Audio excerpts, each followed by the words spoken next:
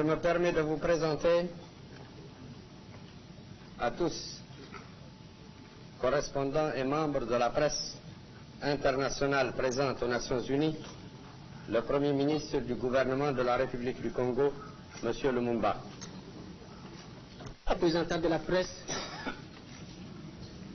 c'est avec plaisir que je me trouve aujourd'hui parmi vous pour vous parler des problèmes du Congo. Je suis venu aux États-Unis pour prendre contact avec le secrétaire général des Nations Unies, lui exposer avec objectivité les causes des événements du Congo et demander son appui pour que les troupes belges quittent immédiatement le territoire de notre République afin que la paix soit immédiatement rétablie. Parce que tant que les troupes belges resteront au Congo, la paix ne sera pas rétablie. Le rétablissement de l'ordre et de la paix au Congo est conditionné au retrait de ces troupes. Je vais vous faire un tout petit exposé parce que je préfère répondre plutôt aux questions que vous vous posez. Nous avons mené une lutte acharnée pour libérer notre pays du statut colonial, pour faire du Congo un continent libre, un pays indépendant. Notre politique a toujours été basée sur la non-violence. Et c'est dans cet esprit que nous avons toujours travaillé. Et malgré les brimades, les arrestations arbitraires, les condamnations, et nous ne sommes jamais découragés. Le 30 juin, nous avons accédé à la souveraineté internationale. Le 1er juillet, aucun cadre n'était aux mains des Africains.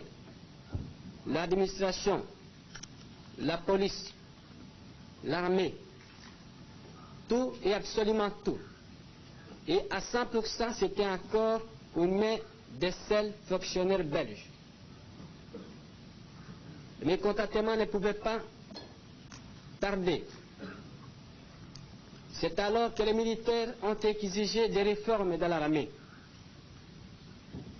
Bien avant l'accession du pays à l'indépendance, nous avons à 3 reprises demandé au général Jean Sès, commandant en chef de la force publique, pour qu'il nous fasse un plan d'organisation et d'africanisation de l'armée.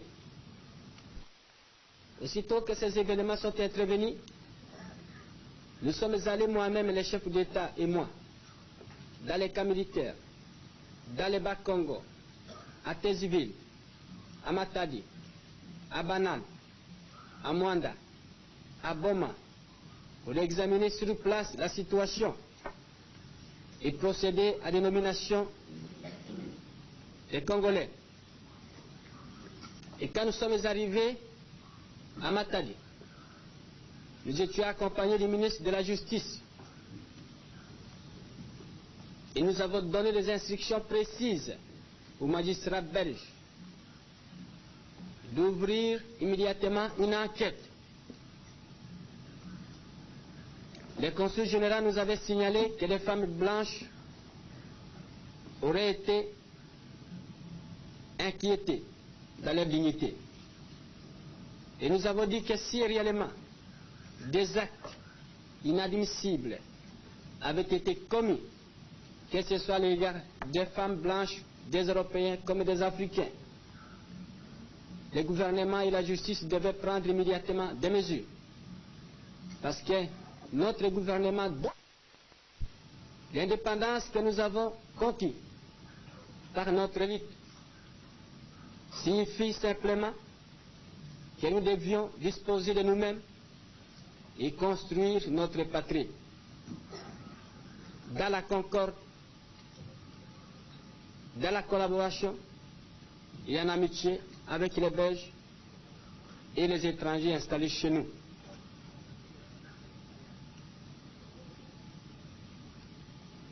Notre gouvernement a pris position de son installation d'entretenir des relations correctes avec tous les pays amis. Cette position reste intacte.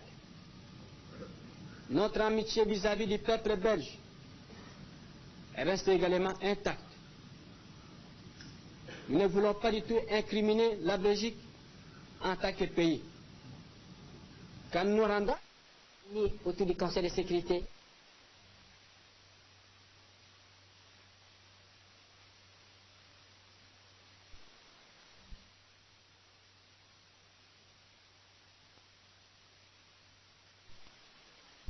tuer quelques militaires, s'accaparer des armes et munitions qui appartiennent à notre armée, aux États-Unis comme au monde entier, on trompe sciemment l'opinion internationale que la sécession du Katanga est l'expression de la volonté des populations de cette province. Il n'en est absolument rien. Si on pouvait même organiser un référendum au Katanga pour savoir si la population est pour la sécession, on verra que cette population, au contraire, est pour l'unité du pays. La preuve la plus tangible que c'est un coup préparé par le gouvernement belge. Il résulte par le fait que le gouvernement belge a envoyé il n'y a pas longtemps un général belge au Katanga pour assurer le commandement en chef des troupes du Katanga.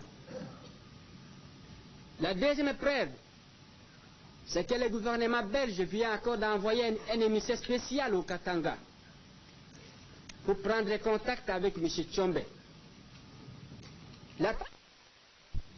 Et j'ai eu le plaisir de lire la réponse de M. le secrétaire général adressée à M. Tshombe. Et dans cette réponse, M. le secrétaire général lui disait qu'il n'est pas question de reconnaître Katanga comme indépendant, parce que Katanga fait partie intégrante de la République du Congo.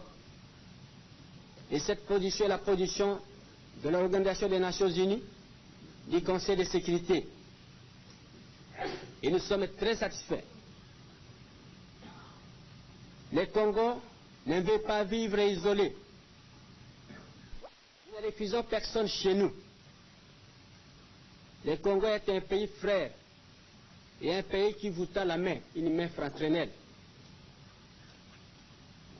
Nous reconnaissons les progrès que la science, les progrès de la science, de l'instruction, de la technique. Je vous assure que chez nous au Congo, et contrairement à ce qu'on a dit, il n'y a aucun sentiment de haine à l'égard du blanc. C'était un incident localisé et qui reste localisé dans le cadre de l'armée. Et ce qui de se faire au Congo, c'est que beaucoup de fonctionnaires belges ne veulent pas travailler sous la demande au travail.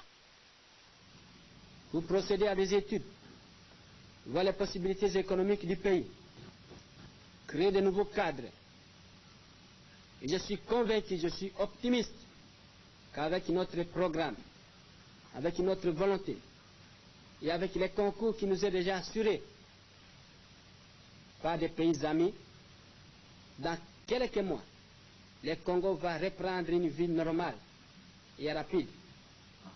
Et dans un an, dans 2 ans, quand les représentants de la presse internationale viendront au Congo, parcourir le Congo, vous allez trouver là-bas, au centre de cette Afrique, un peuple joyeux, un peuple pacifique, qui vous tendra la main. Et c'est ça, c'est ça.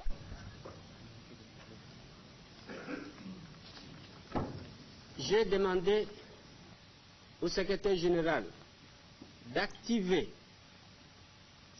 le retrait des troupes belges. Je lui avais dit que le 14 juillet, que les intentions du gouvernement belge correspondent exactement à ce que vous dites. Les troupes belges ne veulent pas se retirer du Congo, mais se replier dans ses bases. les bases de Kitona et de Kamina. Notre gouvernement a demandé l'évacuation immédiate de ces bases. Le gouvernement belge n'a pas du tout le droit d'installer ces bases chez nous. Pas plus que le gouvernement belge ne pourra pas installer ses bases aux États-Unis. Jusqu'ici, le Conseil de sécurité a voté une deuxième résolution et qui demande à ce que les troupes belges se retirent rapidement. Devant cette volonté unanime exprimée par le Conseil de sécurité qui réunit toutes les nations du monde, je ne peux pas suspecter les intentions du Conseil de sécurité ou du secrétaire général.